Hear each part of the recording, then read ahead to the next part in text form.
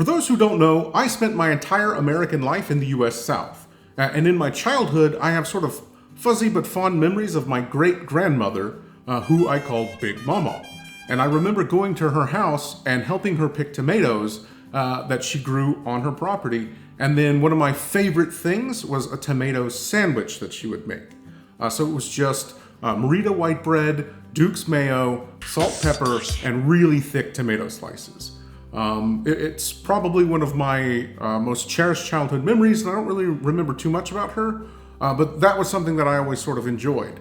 Fast forward sort of several years, and I'm in university, and anyone that's been a student remembers those sort of down and out days, where you don't really have a whole lot in the refrigerator, except beer. So we had bread, tomatoes, and mayo. So I thought, I'm going to make myself a tomato sandwich. And it was terrible. So it just sort of lacked the flavor. It really wasn't really moist, and it was super disappointing. I attributed that to some sort of mystical Southern grandma magic that the Southerners may have.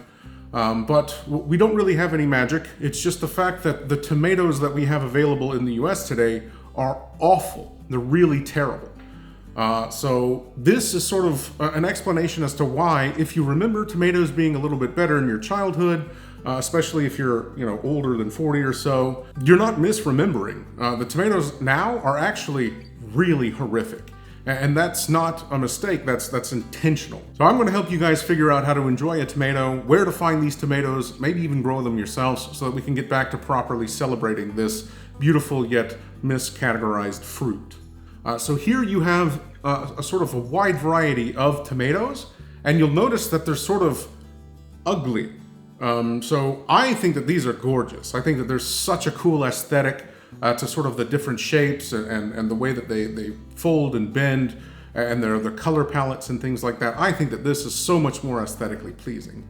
But the powers that be decided that a perfectly spherical round tomato of a certain color is the ideal, which is this. So this is considered generally the ideal tomato when compared to all of this other variety.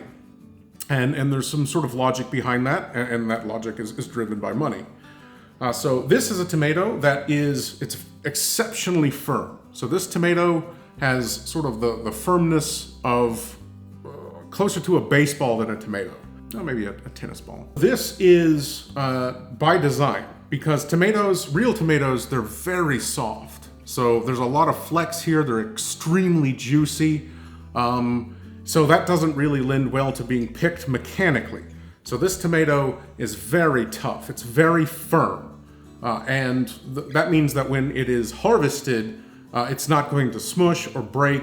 So these have been genetically modified to have thicker skins, to last longer on shelves, to have uniform spherical shapes, and a more uniform color. So these are the GMOs that everyone's afraid of, but in a way that you didn't expect. So that's why the tomatoes now are very dull and flavorless. I think that the sort of the commercialization of the tomato sort of runs parallel with the apple. So the red delicious apple has been deemed sort of the primary apple because it's aesthetically pleasing. It's got that gorgeous shape, a beautiful color, and it's incredibly sweet. I believe that it was Michael Pollan who said that it's sweetness without dimension.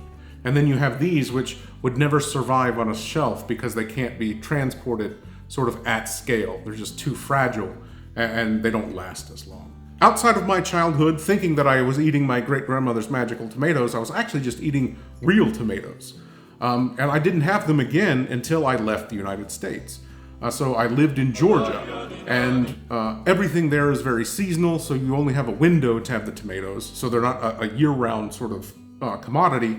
But when you have them, there's something that's really to be celebrated. They're really incredible. The same as here in Ukraine. So here you'll see this incredible diversity of tomatoes that's around, and it's just for that period in summer.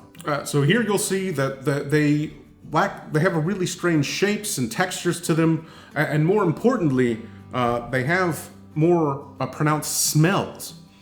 So me just sitting over this plate, I'm taken back to sort of that first summer that I spent in Georgia, and all the summers that I've spent a broad sense. When you go to farmers markets, you're able to really sort of get in touch with what the tomato is supposed to be. The ones that exist today are so dull and lifeless. It's more of a texture than it is a flavor. So I would wager that if you don't really understand sort of what I'm talking about, you've probably never had a tomato maybe in your whole life. I would say that anyone under the age of 30 has probably never had a tomato unless you've been to a farmer's market or you've specifically searched for tomatoes.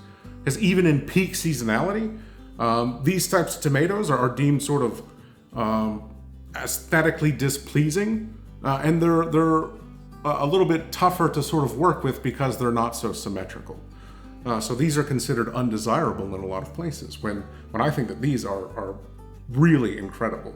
Like, just sitting over this plate, you really get the sense of what the aroma of the tomato is. So here we have 2 tomatoes. So this is the sort of capitalist-driven ideal tomato that's available year-round despite seasonality, grown in greenhouses, could be countries away from where you're eating it, and it's able to be shipped to you with no problem. You can drop this tomato, and there's no fear that it's going to explode.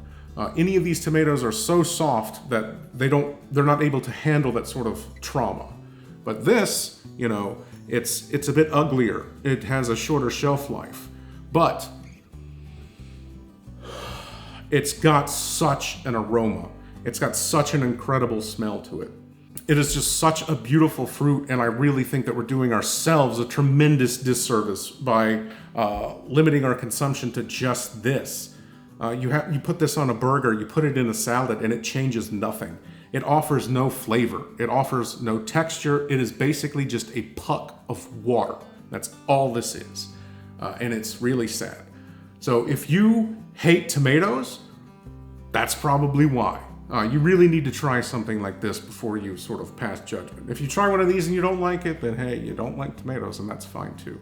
There's also a reason why canned Italian tomatoes are so in demand. If anyone makes a pasta sauce or marinara sauces, it's not the specific magic of Italy or something in the soil or sunlight. It's because they have, 1, really beautiful tomatoes, but 2, they can them at peak season, and they don't add anything else.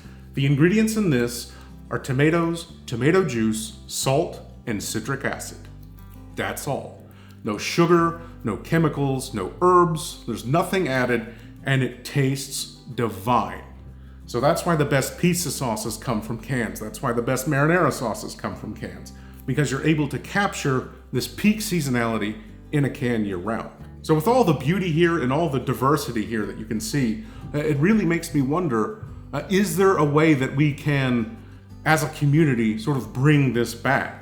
And I think that the only way that we're going to be able to do that is, 1, pay a little bit more for your tomatoes. There is such a massive gulf in quality between the cheap, sort of year-round available tomatoes and then something that a farmer's grown near you at a farmer's market. It's really tremendous. So I think that it's worth sort of splurging for and getting tomatoes. Personally, I think tomatoes and toilet paper are 2 things that you should never skimp on, because it'll always sort of reward you with the quality. Additionally, if you have some sort of plot of land, if you have access to some community farm or co-op or something, plant a couple tomato bushes. There's just something so rewarding about connecting with the earth. And then the fact that you grew it yourself makes it taste 100 times better when it already tastes 1,000 times better than anything you would get in a store. So just to sort of demonstrate the difference in quality, I'm going to cross-section these. Visually, there shouldn't be too much of a difference, but there should be way more liquid in this one, and the other one should be a bit drier. So yeah, here is the sort of capitalist-driven tomato. It's very white, it's very firm, it doesn't have much liquid inside of it, and there's a lot of sort of this hard central mass as well. So it's not really dripping or liquid. It's not really dripping or extremely liquid. And even here, like the scent of the tomato is quite weak. So in this tomato, you'll see that there's a lot more happening here. The smell is just so pungent.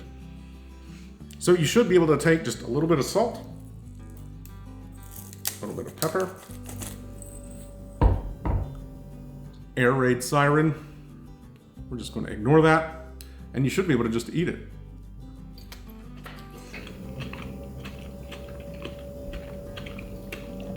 This is so beautiful, and it's so simple, and it really brings a lot of summer salads and dishes to life. You can make so much with just this. Sliced cucumbers, tomatoes, onions, olive oil, and a splash of vinegar, and you've got a summer salad. I can't imagine pico de gallo with this being able to compete with anything on this table. So all of your dishes are just going to be tremendously elevated by just getting a better tomato. And in fairness, we'll give this the same treatment. Some salt. A little pepper. Push it real good.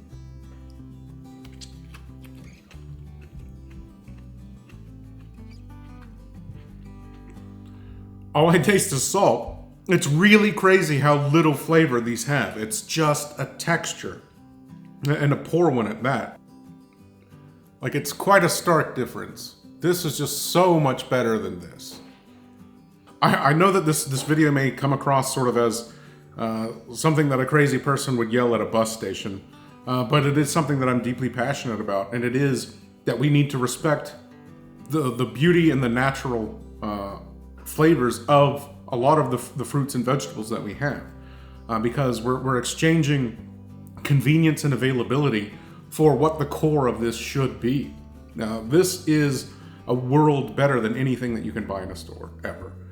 So we're, even in Ukraine, where we have some of the best fruit and produce in the world, you know, as long as it's grown here, peak season for tomatoes, and they're still selling this crap in the grocery store chains. It's unfortunate. So in the States, it's even worse. So really get out there, support these farmers that are growing this stuff.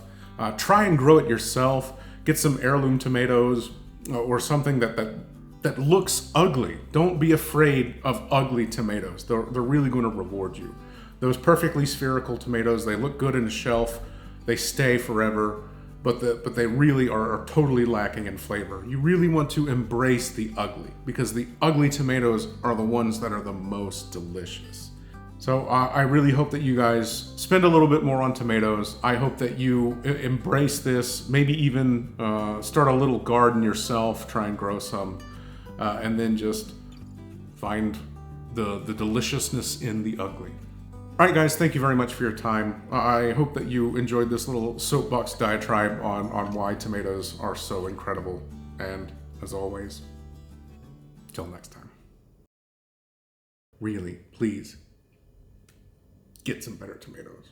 You'll thank me. Shit!